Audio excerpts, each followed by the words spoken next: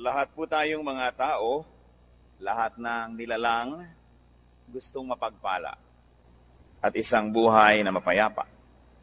Napakalinaw po ng turo ng Panginoong Hesus kung paano napagpapala ang tao.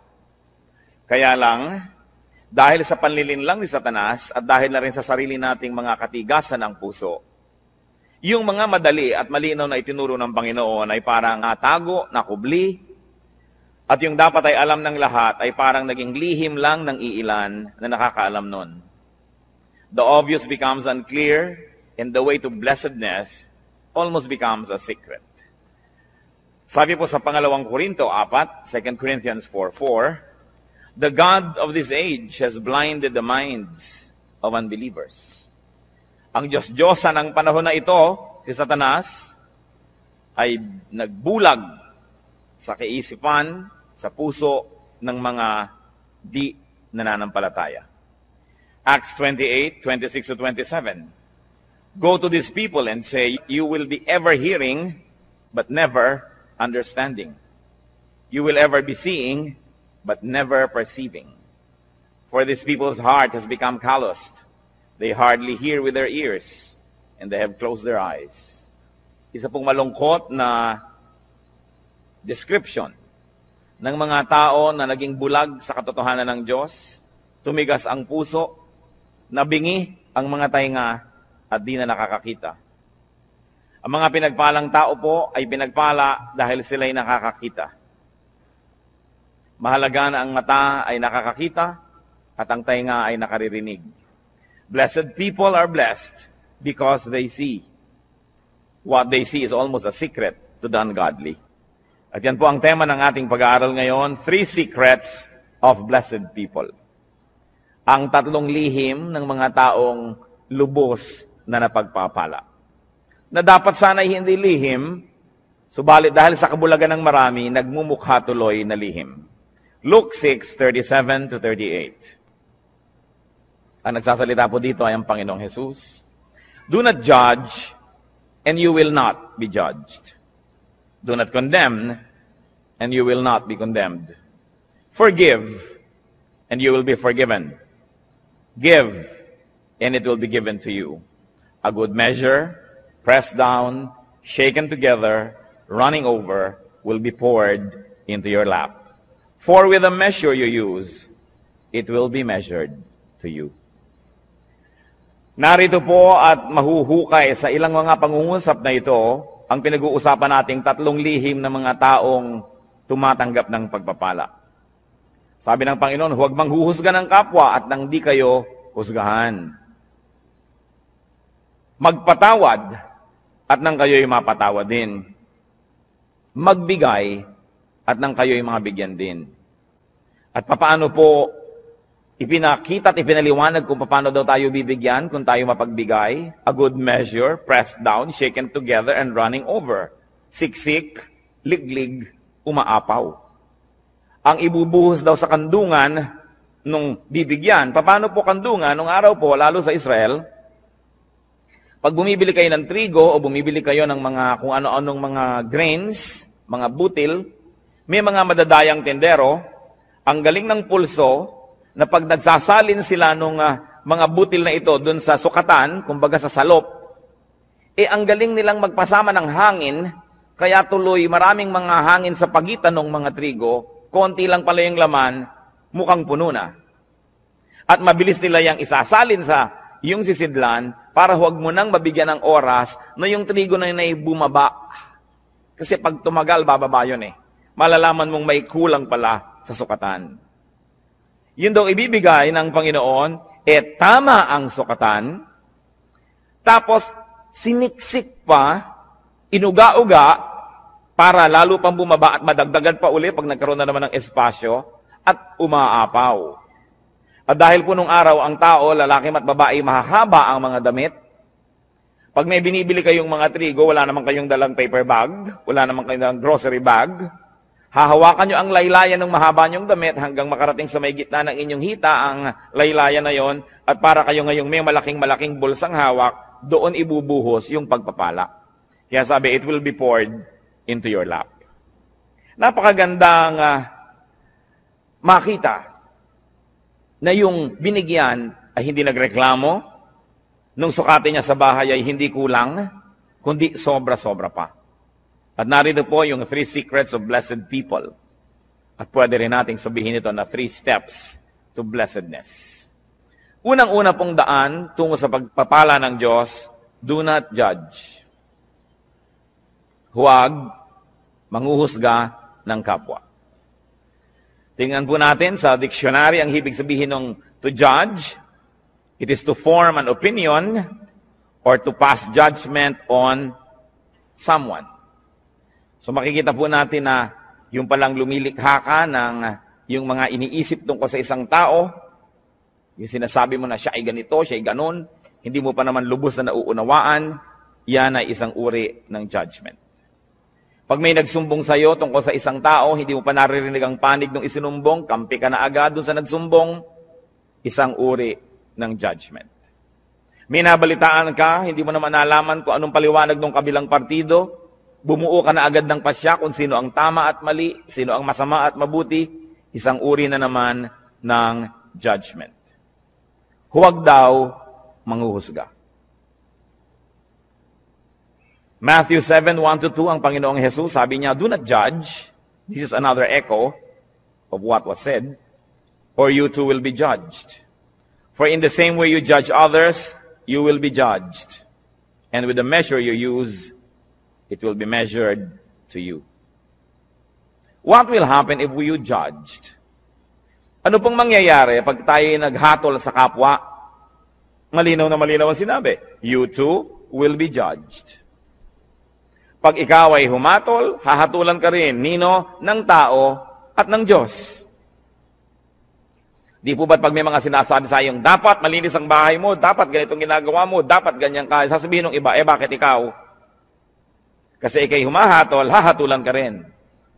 Pero, ang mas masakit doon, hahatulan ka ng Diyos. At yun ang mabigat na hatol. At ano naman po ang problema kung hahatulan tayo ng Diyos? Well, you will be found guilty. Tiyak na pagka Diyos ang naghukom sa atin at tayo'y sinukat, tayo'y kulang. Tayo'y tinimbang, siguradong tayo'y kulang. Sapagkat sabi sa Romans 3:23, for all have sinned and fall short of the glory of God. Lahat ay nagkasala at kinapos sa kaluwalhatian ng Diyos. May exempted ba? Exempted ba ang mga taga-Bacolod? Exempted ba ang mga taga-Las Piñas? Hindi. Sabi, lahat ay nagkasala at kinapos. Romans 3:10-12, as it is written, there is no one righteous, not even one. There is no one who understands, no one who seeks God. All have turned away, they have together become worthless. There is no one who does good, not even one. Sa tingin ng langit, walang gumagawa ng tama, lahat ay nagkakamali, panapanahon lang. Kung minsan ay tamang-tama ka ng 2 araw, sa pangatlong araw, nadapa, may mali na. Yun namang iba, hindi na talaga tumabangon sa pagkakadapa, permanente nang nakadapa. Sobra nang nasanay sa pagkakasala. Wala daw nakauunawa. Pero sasabihin natin, hindi po ba may ginagawa kaming tama? Subalit sabi rin sa Bible, ang pinakamagaganda at pinakamalilinis nating gawa ay para lang basahan kung ito ay hahambing sa kalinisan ng Diyos. Kulang at kulang pa rin. Kaya walang maaring magyabang na sasabihin niyang, ako'y tama, so pwede na ako ngayong manghusga ng iba. Ako'y maayos, so pwede ko na ngayong hatulan ng ibang hindi maayos. Sapagkat maaring maayos kayo ngayon, hawak niyo ba ang bukas? Nakatitiyak ba tayo? Napakarami pong naririnig ko nung araw, mga magulang, kung pintasan yung mga anak na dalaga ng kapitbahay, ng mga tagarong kabilang kalye.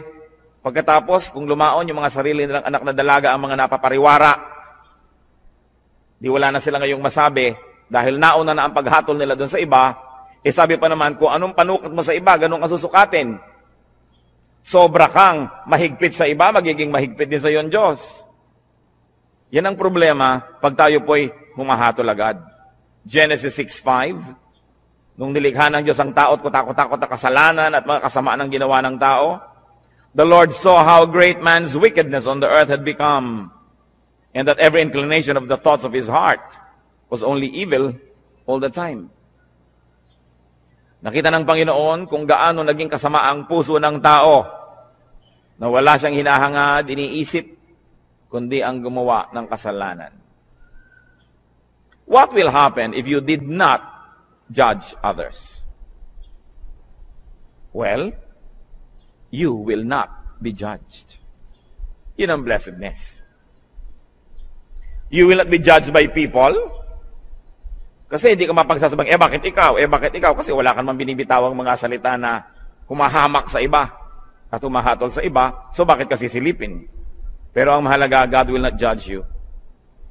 Hindi ko po alam kung naranasan nyo na mga kapatid, mga kaibigan, na talagang may ginawa kayong masama, talagang mali, tapos huling-huli kayo at wala na kayo talagang maikakatwiran at ang kailangan nyo na lang talaga awa ng kapwa. Ang kailangan nyo na lang talaga maunawaan kayo, patawarin kayo. Kung tayo nalagay na sa ganung mga kalagayan, alam natin kung gaano kahina ang posisyon ng isang taong may kasalanan. Kaya ang inaalok ng Panginoon, patawad. Napakataas ng Diyos. At sa kanyang kabutihan, sa ating mga kabigo ang siya'y abutin, ay minarapat niyang dumukwang, yumuko at tayo'y abutin. Lumilinis tayo, hindi dahil tayo malinis, kundi dahil tayo'y pinapatawad lamang. Kaya tayo na tumatanggap ng patawad ng Diyos, sino tayo para hindi magpatawad ng iba? Tayo na nangangailangan ng kanyang kabutihan, sino tayo para hindi maging mabuti sa iba? Napaka-importante mga kapatid, you want to be blessed, do not judge. Pero araw-araw, gaano karami ang inyong binibitay? Gaano karami ang ating ipinapasilya elektrika, pinibigyan ng lethal injection? Gaano karami ang sinisira natin ng puri, pinapakulong natin, sinasaktan natin dahil sa ating mga bibig? Hindi nyo pa alam kung bakit nagkagulo yung dalawang tao, may kakampihan na kayo agad. Pag may nakagalit ang inyong anak, ang inyong kapatid, ang kapatid nyo anak at anak, lagi ang mabuti at ang laging masama ibang tao. Wala pa akong nakitang magulang na yung anak niya nag-drugs, napariwara, gumawa ng mga masama, nasasabihin niya, naku, masama ang anak ko. Wala. Laging nahawa sa masasamang kaibigan. Yung mga magulang naman, nung sinasabing masamang kaibigan na yun din na sinasabi noon, ako yung anak ko na influensya lang nung kabila eh. Kailan tayo magbubukas ng mata para tanggapin ang mga kamalian, mga kahinaan natin at ng mga mahal natin sa buhay? Kampi-kampi. We judge people immediately if they cross the path of those people that we love. Kaya yang pong emosyon, madalas yan bumubulag, sumisira sa isang malinaw na pag-iisip. Nakita niyo po sa mga hukuman, bago patawan ng hukom ang isang nasa sakdal, kailangan mo nang madinig ang magkabilang panig. May saksi ang umuusig, may saksi naman ang nagtatanggol. Pareho silang bibigyan ng panahon, susuriin ang kanilang mga sinasabi. Pero tayo po ba ginagawa natin yon o napakabilis nating gumawa ng mga conclusion na mga pagpapasya tungkol sa iba nating kapwa? Remember, pwede naman kayo mag-judge, okay lang yon. Just be perfect so that you will not be judged.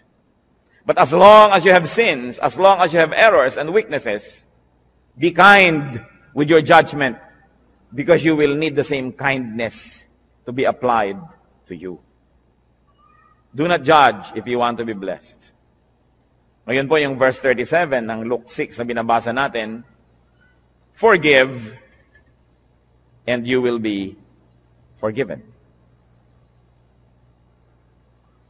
Pangalawang hakbang tungo sa pagpapala, second step to blessedness, forgive. Magpatawad. Ano po bang kahulugan sa diksyonaryo ng forgive? It is to stop blaming. Tigilan na ang paninisi or to absolve from payment. Huwag nang singilin pa. At hindi pinag-uusapan dito ang pera o utang. Mabuting malinaw.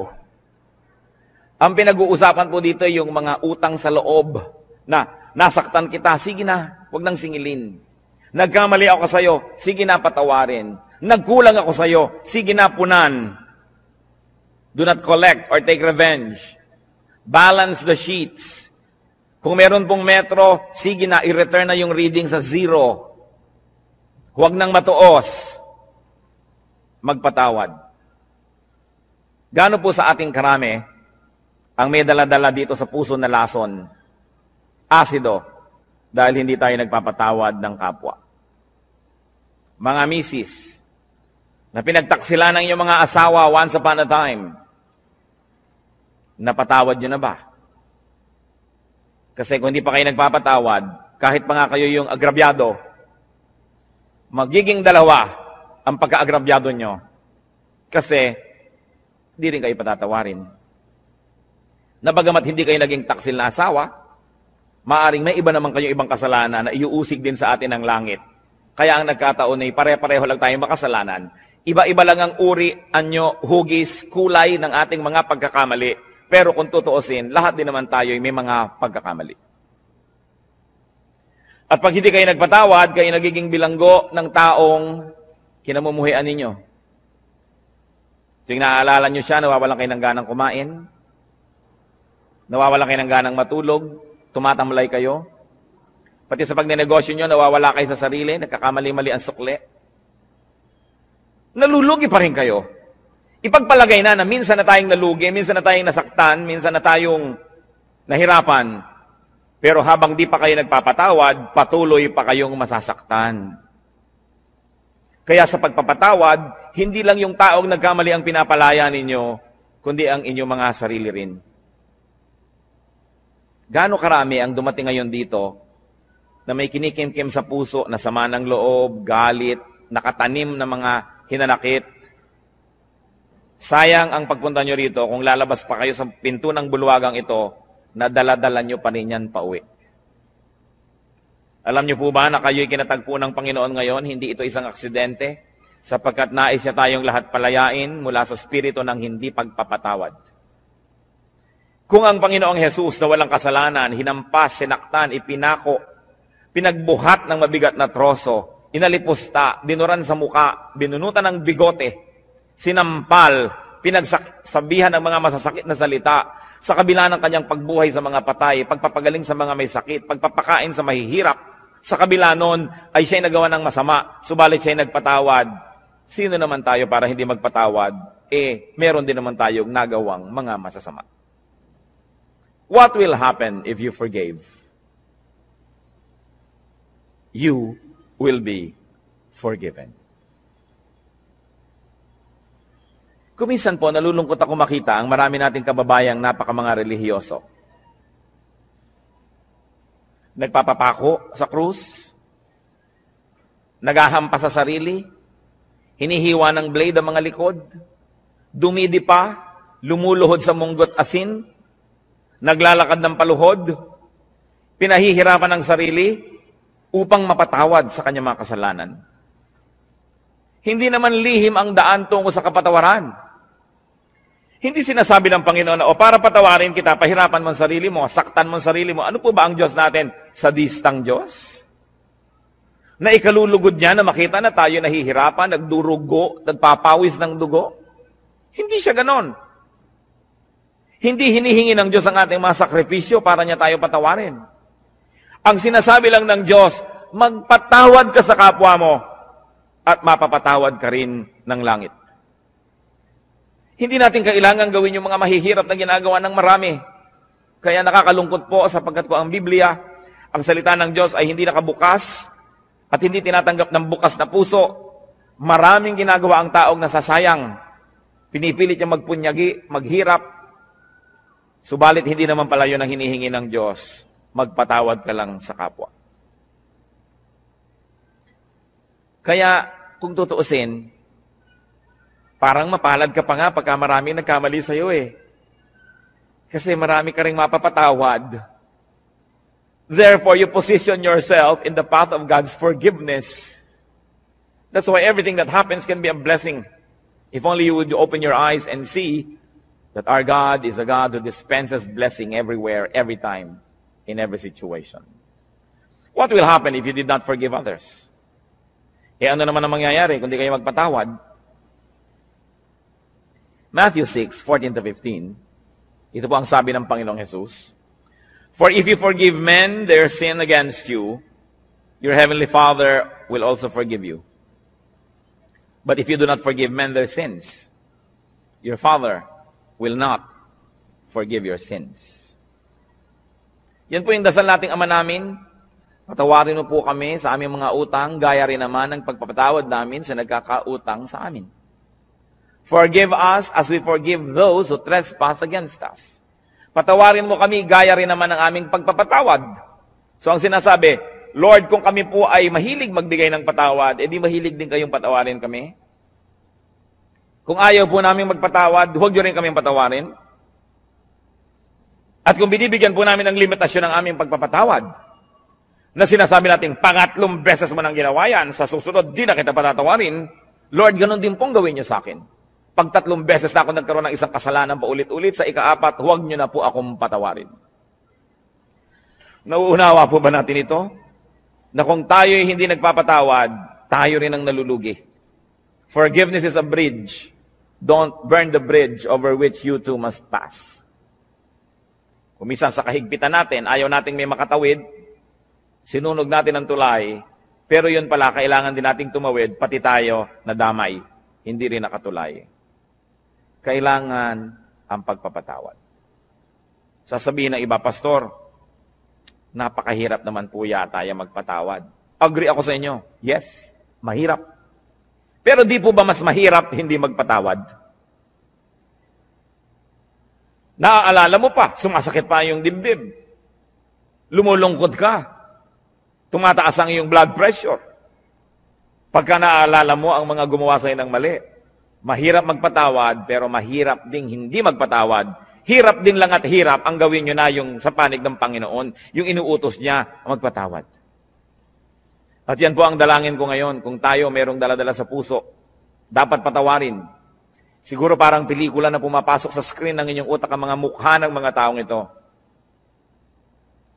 Patawarin nyo na. Alang-alang kay Kristo. At kundi malang alang-alang sa Kanya, mga kapatid, alang-alang sa inyong sarili. Sapagkat malinaw ang sinabi ng Panginoon, ang hindi nagpapatawad ay di rin patatawarin ng Ama sa langit. Kailangan ng isang himala para yan mangyari. Kailangan ng hipo ng Espiritong Banal para tayo magkaroon ng pagpapatawad. At yan po ang hihingin natin sa Diyos ngayon. Isang makapangyarihan na hipo niya. Magkaroon ng himala sa ating puso. Magkaroon tayo ng kakayahang magpatawad. Bagamat hindi sana yun ang gusto natin. Kuminsan na yung gusto natin maghiganti. Subalit hindi yan ang paraan ng Diyos. At ang gumaganti, nagagantihan uli, magagantihan, hindi na matapos ang gantihan. So if you do not forgive, you will not be forgiven by people and by God. You will remain guilty. Therefore, you will be judged. And in the end, you will be condemned. Pangalawa pong hakbang, forgive. Pangatlong hakbang, tungo sa pagpapala, give. Napakalinaw po ng sinabi, give and it will be given to you. Magbigay ka at susuklian ka. Bibigyan ka rin. At ano po, higit sa ibinigay mo ang ibibigay sa iyo. Kasi sukat na tama, sisiksikin, liligligin, aalugin at umaapaw pa ang ibibigay sa atin. Wala tayong kalugihan. So give to people. Give people your 3 T's. 3 letrang T. Time, talent, treasure. Ibigay natin yan sa tao. Lalo sa mga mahal natin sa buhay. Nagtataka naman ako sa mga tao na nag-aaway-away ang magkakapatid dahil sa kaprasong mana. Natitikis ang mga kamag-anak na may sakit, may pagdurusa, samantalang meron naman pwedeng itulong. Sabi, give. What we do to people is counted as done for and given to Christ. Alam niyo po ba na ang pagbibigay sa tao, lalo yung hindi nakakaganti, hindi makakapagbayad, ay inaari ni Kristong sa kanya ibinigay at kung ganon, siya ang magbabayad? Ano po ba ang tunay na pagbibigay? Yung ang binibigyan mo ay walang kakayahang gumante ng mabuti rin. Kasi kung may kakayahan, binigyan mo lang, baka investment lang yan, puhunan, namumuhunan ka lang. Nagbibigay ka ng maganda dahil may kapangyarihan siyang magsukli sa'yo sa panahon na kailangan mo siguro ang tulong niya. Hindi nyo ba napapansin, pagka mayaman ang may birthday, mahal ang mga regalo? Tapos pagkapwa natin, mahirap ang may birthday, kung ano-ano lang ng mga binalot na kalendaryo. Mga tuwalyang may mga sulat na inchik na good morning, na isang laba mo lang, gapak-gapak na. Kasi mahirap ka eh. Baka hindi ka makapagbigay ng mamahalin sa birthday niya, so ba't kanya bibigyan ng mahal? So hindi nagbibigay, namumuhunan. Pero kung tayo po ay mga maralita, may nagregalo sa atin ng napakahalagang bagay, alam nilang hindi natin kayang suklian yon. Yun ang tunay na nagbigay.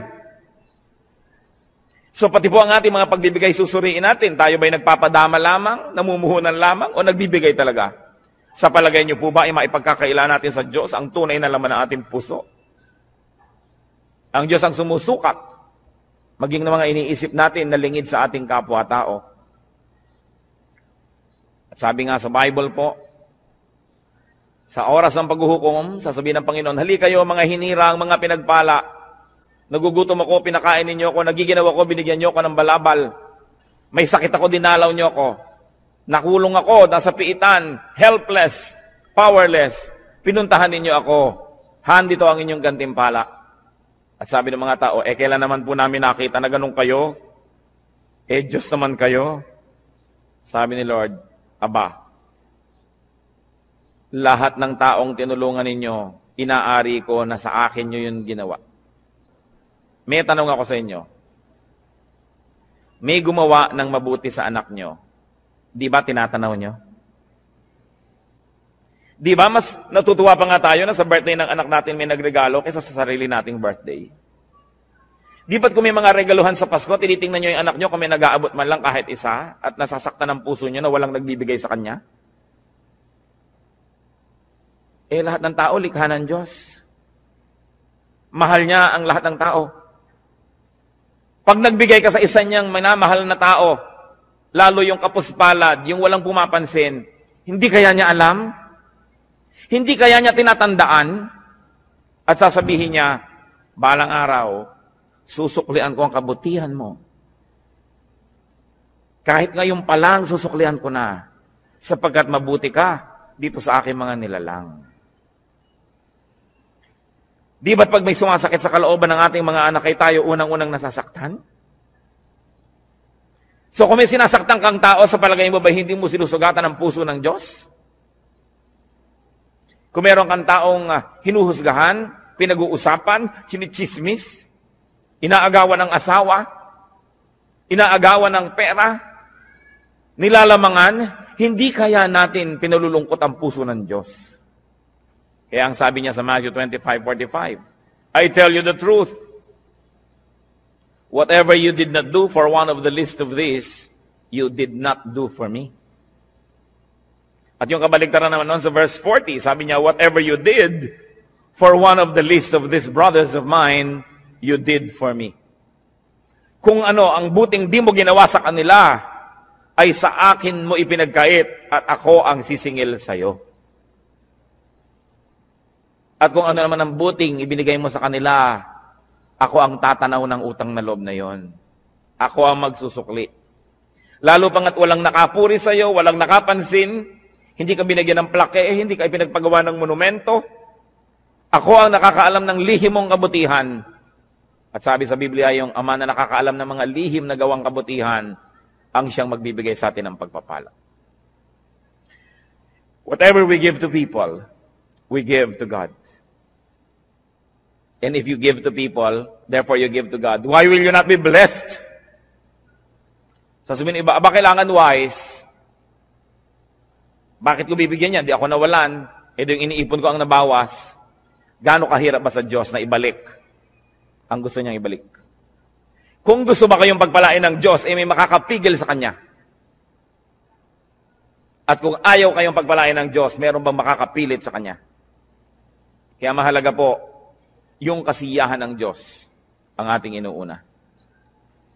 So we give to people, any people, the least of people. But we also give to Christ's workers.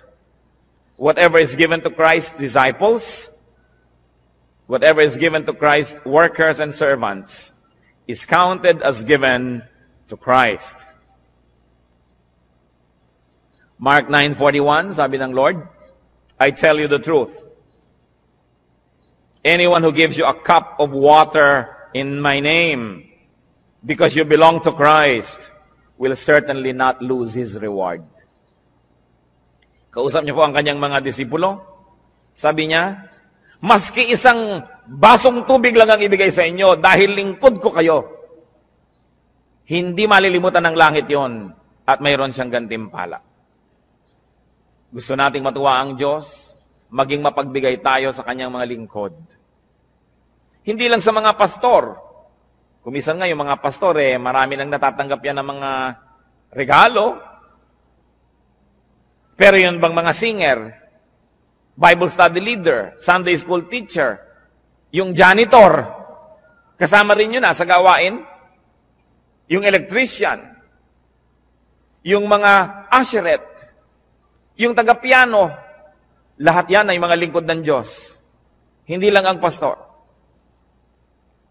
Naroon ba naman na darating kayo sa church, aabutan nyo man lamang ng kalahating kilong longganisa galing sa Lokban? Itong pianista. Sa palagay nyo ba, hindi aariin ng Diyos yun, nasa Kanya ibinigay? Lingkod niya yon. Mag-isip-isip tayo mga kapatid, sapagkat maiksi ang buhay. Kakaunti ang mga araw at bilang. Kailangan bawat araw, meron tayong nabibigyan, may nagagawa ng mabuti. Sapagkat ang lahat ng yan ay tinutuos ng langit. Pero mas mabuti sana na hindi natin ginagawa yun dahil tinutuos, kundi dahil talaga ang puso natin ay naging makadiyos na at ang likas sa Diyos ay mapagbigay. Ganon din naman ang ibinibigay natin sa church, sa gawain ng church, inaari rin yun na ibinibigay kay Kristo. What is given to the church is counted as given to Christ because the church is His body.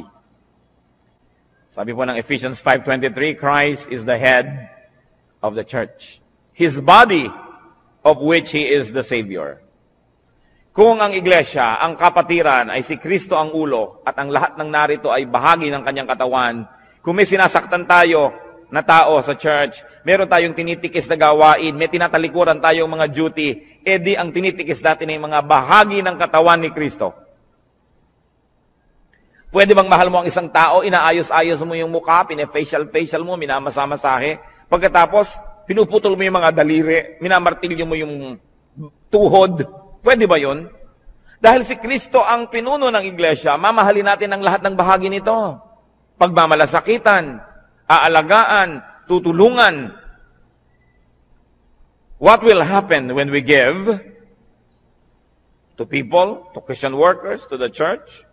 We receive back what we give. Siksik, liglig, umaapaw. You can never outgive God. Katulad ng mga lingkod ng Panginoon, mga pastor, mga misyonero na maraming nagre-regalo, tiyak na yung mga nagre-regalo doon dahil una nang naregaluhan noong manggagawa na yun ng Panginoon. Siguro na ipanalangin, siguro inaturuan, na bigyan ng pangaral, na bless, kaya ngayon nagsusukli. Yan ang sinasabi, pag nagbigay ka, may babalik. Ngayon, kung walang nagbibigay sa iyo, kapatid, di mag-isip-isip ka rin. Baka naman hindi ka rin nagbibigay kasi. Because if you are a blessing to people, the same people will also be blessings to you. Because life is a circle. Pabalik-balik lang. We inhale, we exhale. Araw, gabi, dilim, liwanag. Give, receive. Yun ang buong circle. Ngayon, kung kayo lamang ay receive ng receive, one way.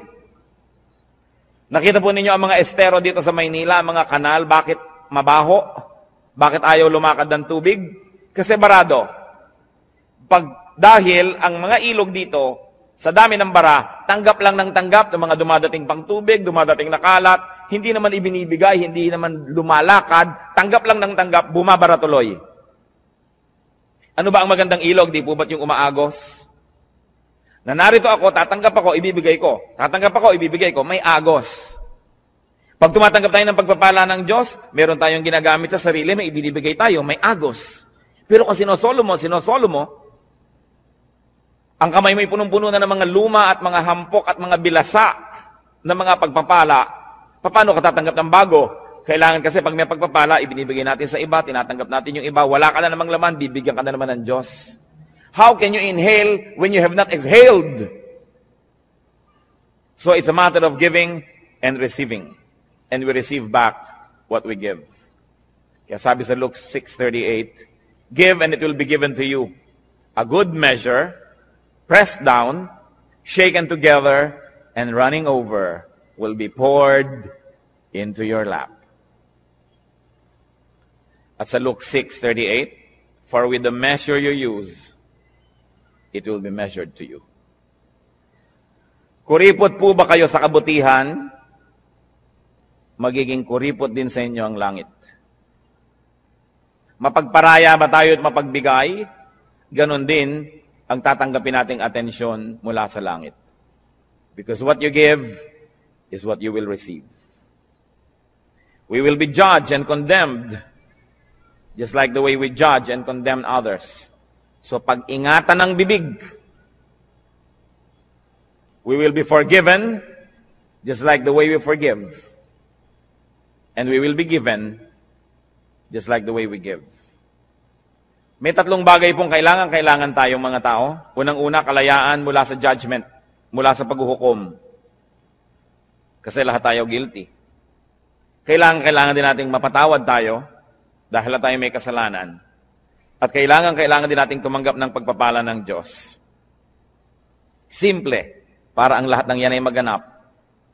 Blessed people, or the people who will be blessed, do not judge. Suriin natin ang ating mga isip. Watch yourself. Blessed people, forgive. Check your heart. And make it a habit to forgive. Baligtarin po natin ang ating mga kostumbre. Kasi kung minsan, ang nakaugalian na natin, magtanim ng sama ng loob, maghinanakit, hindi kumikibo, pero galit pala. Baligtarin natin yon. Sabi sa Romans chapter 12, be renewed by the changing of your mind. Palitan na ang paraan ng pag-iisip. Alisin na yung mga lumang paraan na hindi naman nakabubuti. Make it a habit to forgive. That when people wrong you, immediately, your instant reaction is to forgive. Habit yan. It can be formed. It is a learned behavior. And God can help us. And of course, a way to blessedness, a way to prosperity, is to give. Suriin natin ang ating mga sarili. Hindi naman dapat lihim ang mga bagay na ito. Ibinunyag na ng Panginoon. Nagiging lihim lang sa mga nagbubulag-bulagan at nangagbibingi-bingihan. Panginoong Diyos, suriin niyo po ang puso namin. Turuan mo kami, Lord, na tunay na maging marunong. Karunungan na kumikilalang ang tamang gawin yung ipinagagawa nyo. In the name of Jesus, I rebuke all work of Satan and all deception of the evil one in the hearts of these men and women before the Holy God. We rebuke and drive away the deception, the burdens, the heaviness, the darkness, and we declare freedom for the people who are opening their hearts to the Lord today. Tanggapin natin ang kalayaang magpatawad, ang kalayaang maging makadiyos, ang kalayaang maging malinis, at nawa ang pagpapala ng Panginoon, lalo pang sumagana sa buhay ninyo. Sa ilang saglit mga kapatid, patuloy tayong yumuko sa katahimikan, makipagniig tayo sa Diyos. Dinggin natin ang tinig ng Espiritu na nakikipag-usap sa atin ngayon. Makipagniig sa Espiritu ng Diyos.